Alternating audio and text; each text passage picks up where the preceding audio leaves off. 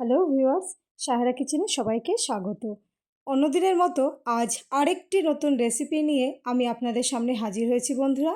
সেটা হলো চিকেন পকোড়া। ভীষণ সুস্বাদু খাবার, খেতে খুব ভালো লাগে বন্ধুরা।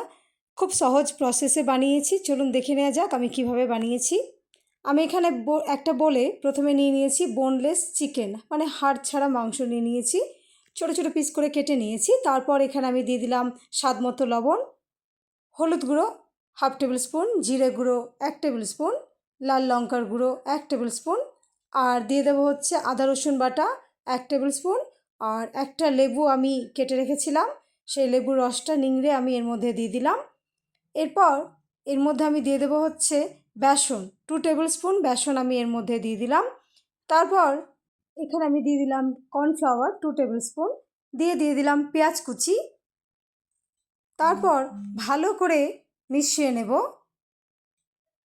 মেশানোর সময় প্রথমে জল দেব না বন্ধুরা, আগে মেখে নেব, মাখার পরে তারপরে দেখব জলের যদি প্রয়োজন হয় তখন দেব।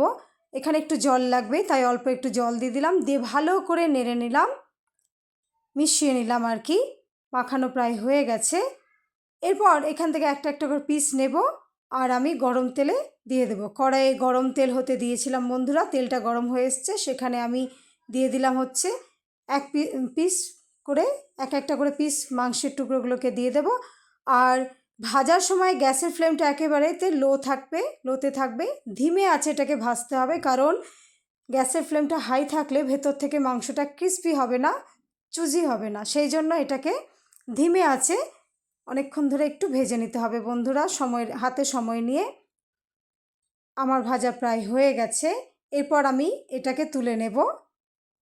তুলে নেওয়ার পরে আমি এটাকে পরিবেশন করব। হয়ে গেছে, পরিবেশন করেছি বন্ধুরা আমি সস দিয়ে। বানাবেন তো কমেন্টে অবশ্যই আমাকে জানাবেন, খুব ভালো লাগে খেতে। ভিডিওটি ভালো লাগলে অবশ্যই লাইক, কমেন্ট ও শেয়ার করবেন।